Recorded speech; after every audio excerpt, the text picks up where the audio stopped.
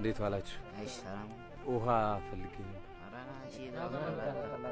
አይ መንገደኛ ነኝና ውሃ ነው የፈለኩት። አላ አልጠጣ ማዘር እስቲ ውሃ አምጪለት።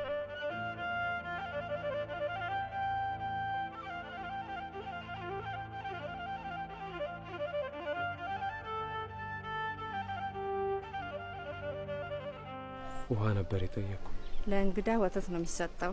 ጠጣ ልጅ።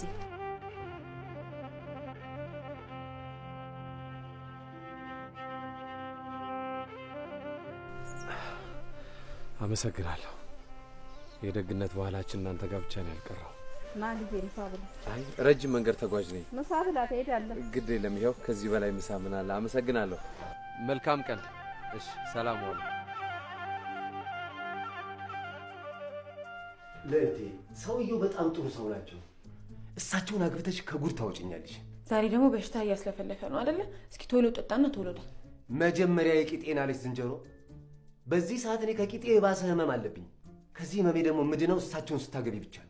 ታሪኩ ልደረኝ ሳይሆን ልትሸጠኝ እያስማማ ነው። እሺ የሚመስለው አንቺ ደግሞ እንደው ይቅርታ። እቺ ልጅ ሰው ነች መልአክ? ድንጋዩን ልቤን እኮ ትርትር አደረገችው። ኧረ ተንፈራፈረ።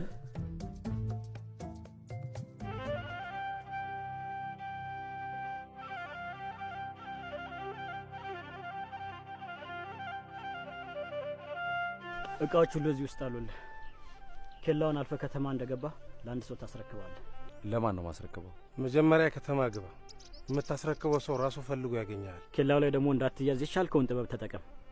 ከምትያዝ ራስህን ብታጠፋ ይሻላል። ይህንን ስራ ለመተው አሁንም እድሉ አለ። አስብበት። ችግር የለውም። በደንብ አስቤበት ነው የመጣሁት።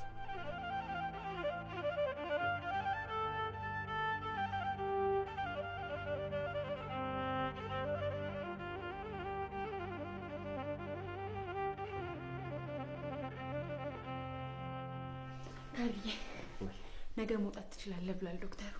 የት ነው የምወጣው? የት ነው የምሄደው? ያው ወደ ቤታችን ነው። የት ትሄዳለህ? ቤት ጉድሽን አልሰማሽ? ምንድን?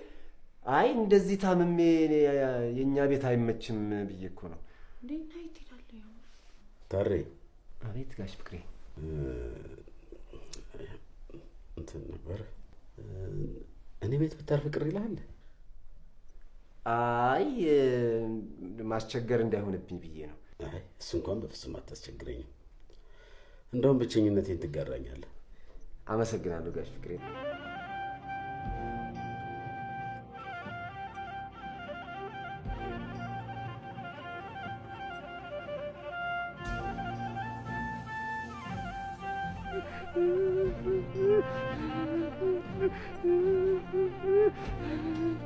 ምንድን ነው?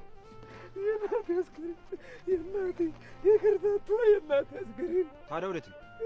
ወደ ትውልድ ሀገሯ ዘመዶቿን ሁላ ጨርሳ ብቻዋን በሰው ሀገር ተንከራታ እትብቴ የተቀበረበት ሀገር ላይ ወስደቅበረኛለች።